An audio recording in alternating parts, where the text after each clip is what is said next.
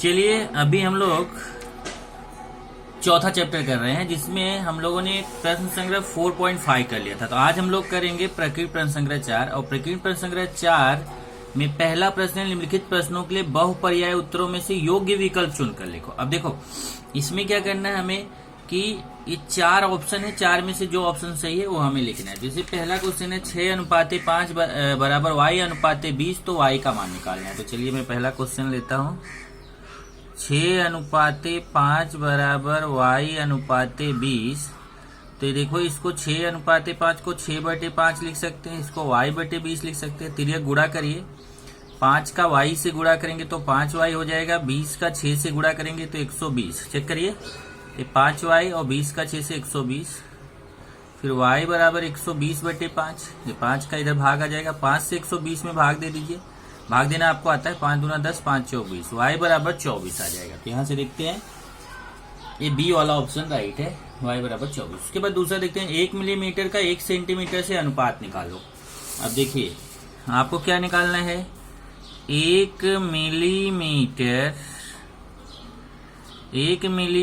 का 1 सेंटीमीटर से अनुपात, यहाँ टी नहीं रहेगा, 1 मिलीमीटर का 1 सेंटीमीटर से अनुपात। तो देखो 1 मिलीमीटर तो ऐसे ही रहेगा, 1 मिलीमीटर, और अनुपात निकालने के लिए दोनों का एक समान इकाई होना जरूरी है। तो जैसे 1 सेंटीमीटर है ना, इसको अगर हम मिलीमीटर में बदलेंगे तो 1 सेंटीमीटर बराबर होता है 10 मिलीमीटर।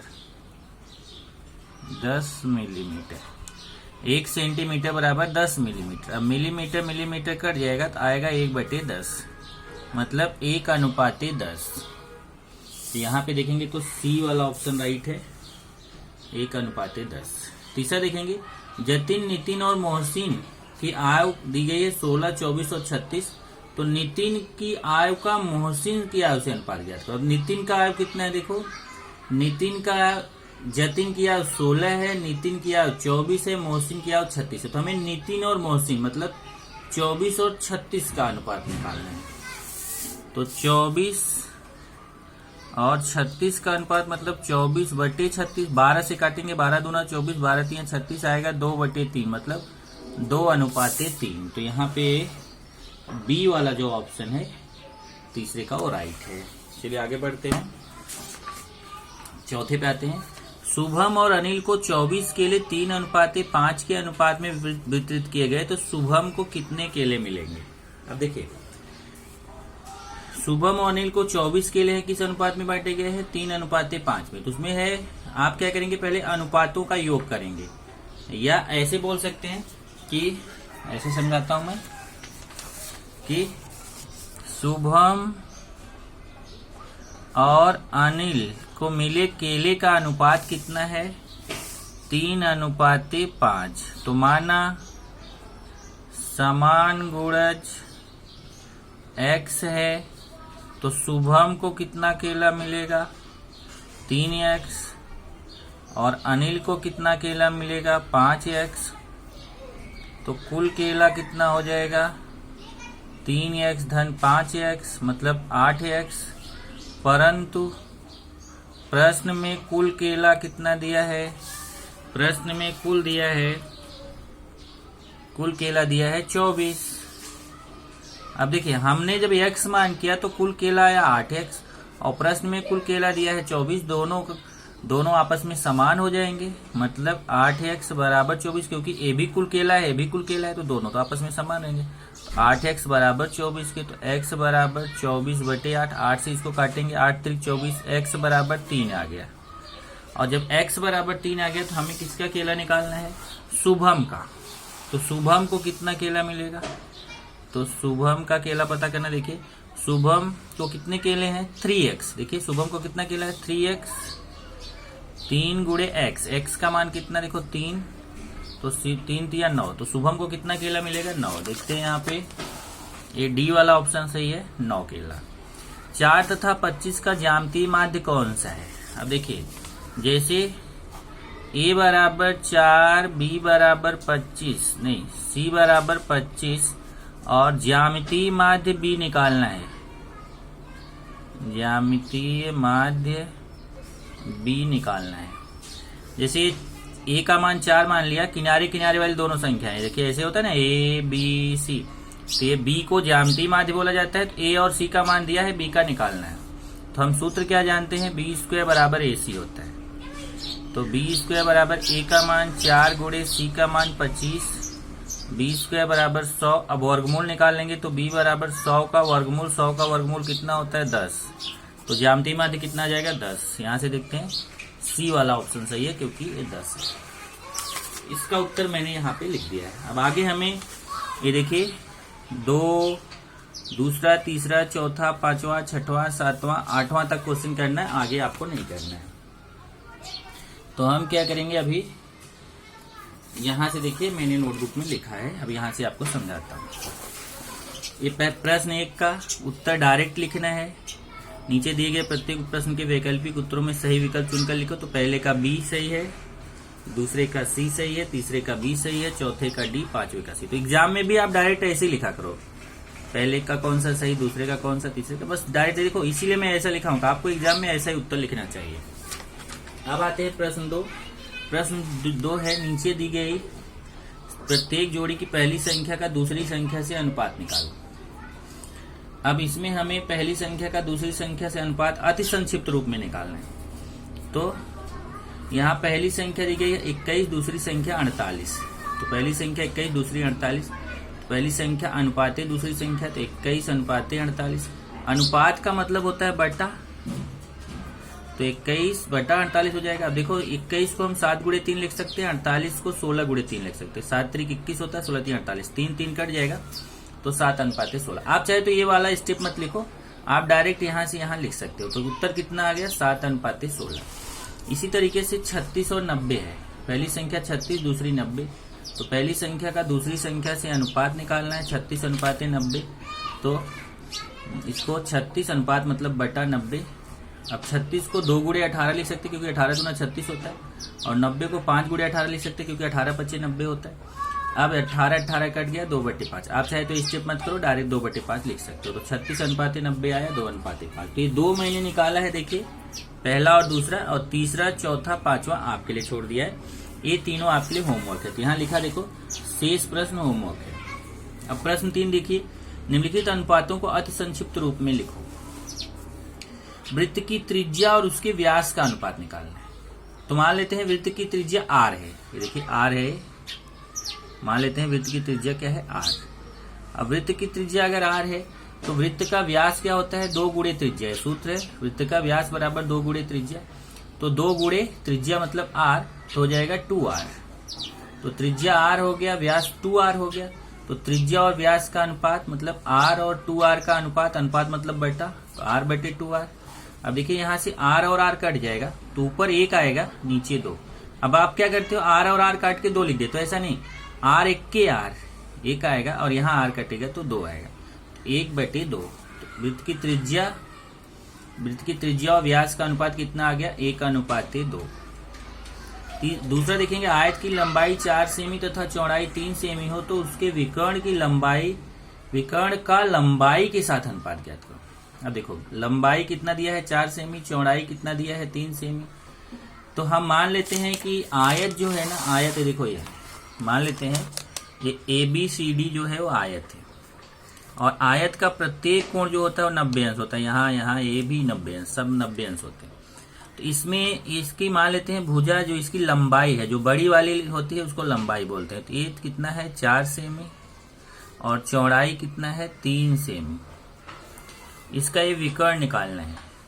तो जब हम ये त्रिभुज CBA लेते हैं तो ये समकोण त्रिभुज बन रहा है ना, त्रिभुज CBA कैसा त्रिभुज बन रहा है, समकोण त्रिभुज। और इस समकोण त्रिभुज में पाइथा, या इसको ABC भी बोल सकते हैं, त्रिभुज ABC समकोण त्रिभुज है। तो इसमें पाइथागोरस का प्रमेय लगा के हम एक कर्ण CA निकाल सकते हैं। ध्यान रखना, एक चीज मैं बोल रहा हूं उसको फिर बाद में मत पूछना। जैसे अगर ये CBA त्रिभुज की बात करोगे, समकोण त्रिभुज CBA, तो त्रिभुज के लिए AC कर्ण है। लेकिन जब ये पूरे आयत की बात होगी, ABCD, आयत के लिए AC विकर्ण है। तो त्रिभुज के लिए AC कर्ण है और आयत के लिए AC विकर्ण है। तो अगर हम त्रिभुज के लिए पाइथागोरस प्रमेय लगाएंगे तो AC को कर्ण बोलेंगे, और जब आयत के लिए इसका मान बोलेंगे तो विकर्ण बोलेंगे। यहाँ देखिए त्रिभुज एबीसी में पाइथागोरस प्रमेय से कर्ण का स्क्वायर बराबर पहली भुजा का स्क्वायर धन दूसरी भुजा का स्क्वायर, यही तो सूत्र होता है। अब कर्ण कौन है फिर से देख लीजिए, कर्ण AC, पहली भुजा AB, दूसरी भुजा BC। पहली दूसरी भुजा कोई भी ले सकते हैं।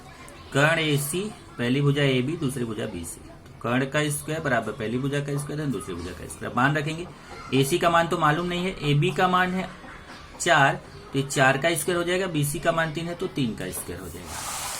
यहाँ देखिए 4 का स्क्वायर, 4 का स्क्वायर 16, 3 का स्क्वायर 9, 16 9 जोड़ेंगे 25। अब जब हमें स्क्वायर हटाना है तो वर्गमूल लेनी पड़ती है। इधर से स्क्वायर हट जाएगा, AC हो जाएगा और 25 करनी में चला जाएगा, और 25 का वर्गमूल 5 सेमी होता है। तो इस तरीके से हमें जब कर्ण मिल गया 5 सेमी ये त्रिभुज का, तो यही AC ही आयत का क्या है, विकर्ण है। AC क्या है, आयत का विकर्ण। तो AC का मान 5 आ गया, तो आयत के विकर्ण की लंबाई 5 सेमी आ गई। अब उसने क्या बोला है, आयत के विकर्ण का उसकी लंबाई से अनुपात, विकर्ण का लंबाई से अनुपात। तो विकर्ण कितना है 5 सेमी, अनुपाते मतलब बटे लंबाई, लंबाई कितना है 4 सेमी। सेमी सेमी कट गया, आया 5/4। तो आयत के विकर्ण का लंबाई से अनुपात कितना हो जाएगा 5:4। अगला है वर्ग की भुजा 4 सेमी है, तो उसका परिमाप और क्षेत्रफल दर्शाने वाली संख्याओं का अनुपात क्या करें। अब देखो वर्ग की भुजा 4 सेमी दी गई है, वर्ग का परिमाप क्या होगा 4 गुणे भुजा। तो 4 गुणे भुजा मतलब 4, 4 चौक 16 सेमी हो जाएगा। तो वर्ग का परिमाप आ गया 16 सेमी, और वर्ग का क्षेत्रफल होता है भुजा का स्क्वायर। तो भुजा का मान 4 है, तो 4 का स्क्वायर, 4 का स्क्वायर मतलब 4 गुणे 4 कितना आ जाएगा 16 सेमी स्क्वायर। अब परिमाप और क्षेत्रफल दर्शाने वाली संख्याओं का अनुपात निकाल। ध्यान रखिए यहाँ पे जो परिमाप आया है और जो क्षेत्रफल आया है उसकी जो संख्याएं आई हैं उन संख्याओं का अनुपात निकालना है। यहाँ कंफ्यूज मत होना, जरा ये टेक्स्ट बुक में मैं आपको दिखा देता हूँ। यहाँ पे लिखा है वर्ग की परिमिति का उसके क्षेत्रफल से अनुपात ज्ञात करो, ये यहाँ पे कट कर दो क्योंकि ये गलत है। क्यों गलत है वो मैं आपको बता देता हूँ। परिमिति और क्षेत्रफल का अगर आपको अनुपात निकालना है तो दोनों की इकाई समान होनी चाहिए, क्योंकि जब आपको मैं लिखा रहा था अनुपात ज्ञात करने के लिए तो आपको बताया था अनुपात की इकाई समान होनी चाहिए। तो यहाँ पे अगर आप देखोगे तो दोनों की इकाई समान नहीं है। परिमाप की इकाई 16 सेमी है और क्षेत्रफल की इकाई 16 सेमी स्क्वायर है। सेमी स्क्वायर तो हम इनका अनुपात नहीं निकाल सकते हैं, तो और इनका अनुपात निकाल भी सकते हैं तो फिर यहाँ पे पहले हमें 16 में 100 का गुणा करना पड़ेगा। ये 1600 ये 100 गुणे 100 का गुणा करना पड़ेगा तो जाकर के होगा। तो हमें इसके लिए क्या करना है, इसमें ये क्वेश्चन को बदल देना है। क्वेश्चन क्या बदलना है, देखिए परिमिति और क्षेत्रफल दर्शाने वाली संख्याओं का अनुपात, मतलब ये जो परिमिति और क्षेत्रफल ला रहा है उसमें जो केवल संख्याएं आ रही हैं उन संख्याओं का अनुपात निकालना, इकाई का नहीं। तो देखिए 16:16, 16:16 मतलब 16/16 हो जाएगा। इसको काटेंगे तो 16 1 के 16, 16 1 के 16, 1/1 आएगा। तो अनुपात आ जाएगा 1:1। तो यहाँ पे आप लिख लेना जरा, यहाँ पे क्वेश्चन ये मैं नहीं लिख रहा हूँ, मैंने यहाँ पे लिखा है, यहाँ से देख के लिख लेना। उस वर्ग की परिमाप और क्षेत्रफल दर्शाने वाली संख्याओं का अनुपात ज्ञात कीजिए। ये जरा आप टेक्स्ट बुक में अपने बना लेना।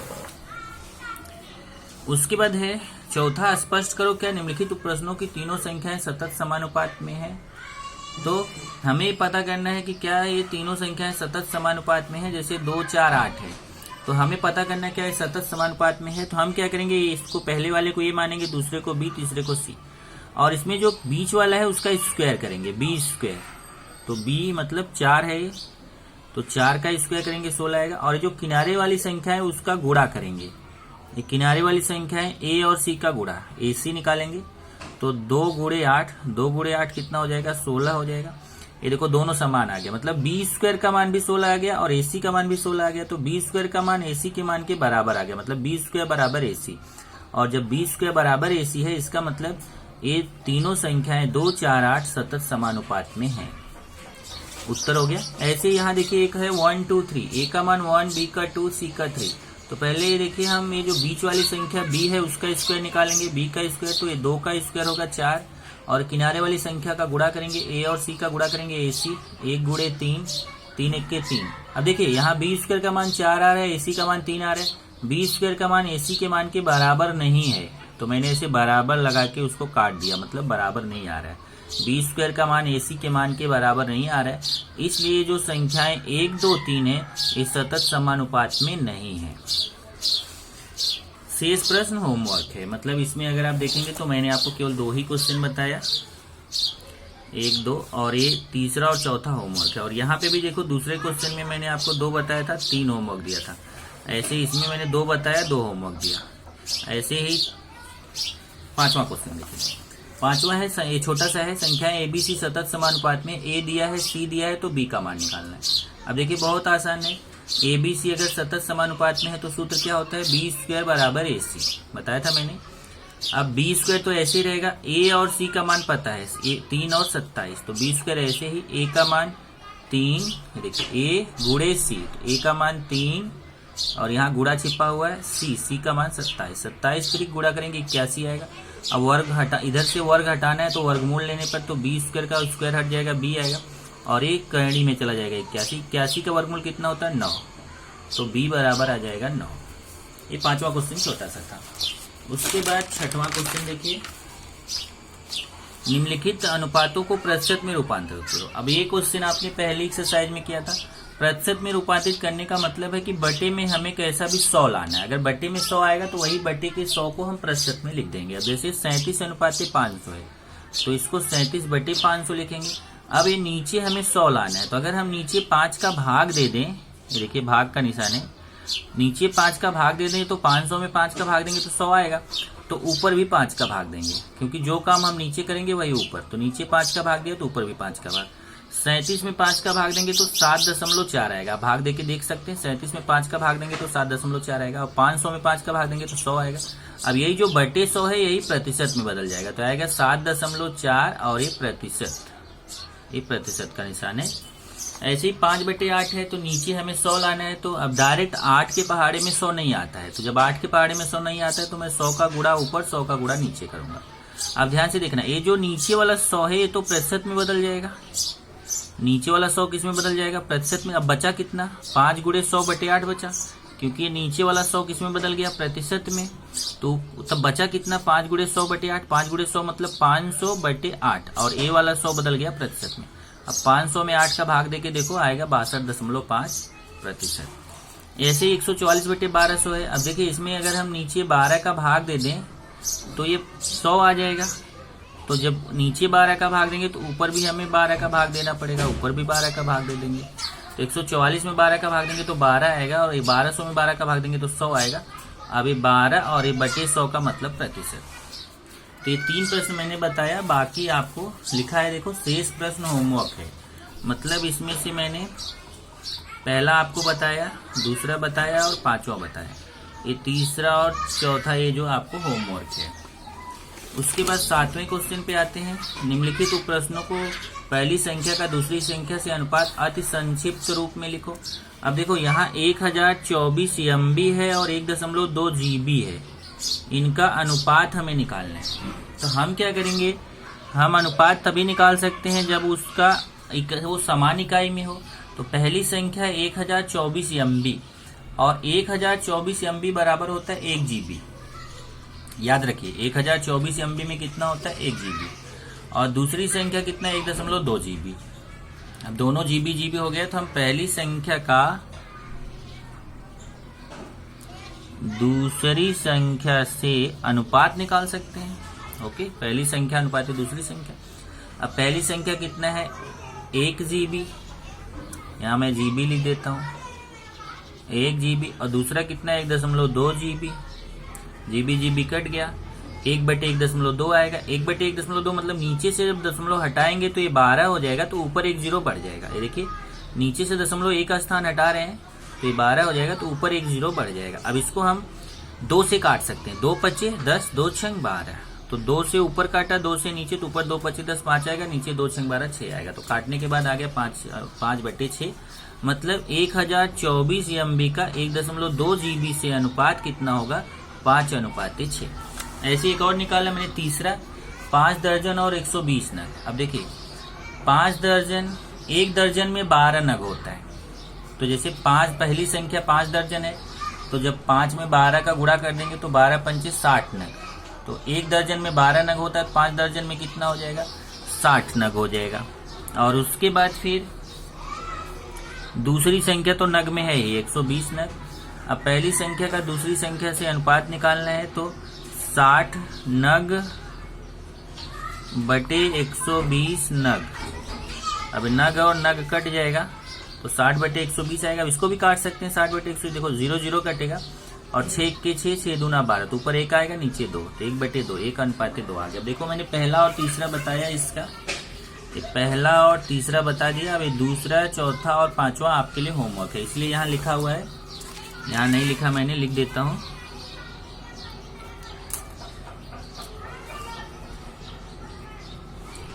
शेष प्रश्न होमवर्क है।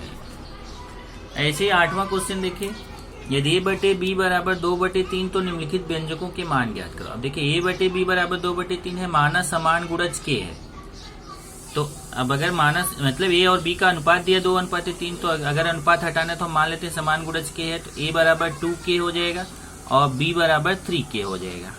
ऐसा क्वेश्चन आपने किया है, a बराबर 2k, b बराबर 3k। अब जैसे पहला मान निकालना है 4a + 3b/3b, तो a का मान और b का मान ये तीनों जगह रख देंगे, तो हो जाएगा 4 गुणे a मतलब 2k। ये देखिए 4 बीच में गुणा छिपा हुआ है, a का मतलब 2k प्लस 3 गुणा छिपा हुआ है यहाँ b का मान कितना है देखो 3k बटे फिर 3 यहाँ गुणा छिपा हुआ है b का मान कितना है 3k। अब 4 दूना 8 के, 3 तिया 9 के, 3 तिया 9 के, 8 और 9 जोड़ेंगे 17k बटे 9 के। अब k कट जाएगा तो 17 बटे 9 आएगा। इसका मतलब 4a + 3b/3b का मान कितना आ गया 17 बटे 9। इसी तरीके से इसमें कुछ और मान दिए गए हैं, जैसे देखिए जैसे आपको ये पहला मैंने बताया, दूसरा, तीसरा और चौथा ये होमवर्क दे रहा हूँ। ये दूसरा, तीसरा और चौथा आपको खुद से करना है। तो यहाँ पे ये देखिए 4a + 3b/3b का मान मैंने निकाला पहला, और आगे लिख दिया शेष प्रश्न होमवर्क है। इस तरीके से आपको ये 8 तक करना है।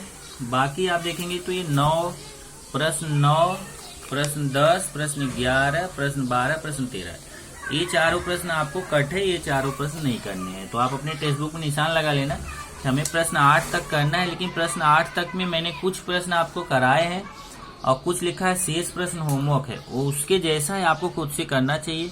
नहीं आता है तो आप मेरे पर्सनल नंबर पे वहाँ मैसेज करके पूछ लीजिए कि कैसे सर ये वाला प्रश्न कैसे आएगा। लेकिन आप ये मत करो कि आप पूरा सॉल्व करके आप भेजो कि सर मेरा चेक कर लीजिए, क्योंकि चेक करना थोड़ा सा मुश्किल होता है। फिर भी भेजिए, मैं कोशिश करूंगा। तो ये आप ध्यान से देख लीजिए कि ये जितना क्वेश्चन मैंने लिखा है शेष प्रश्न होमवर्क है, वो आपको खुद से करना है।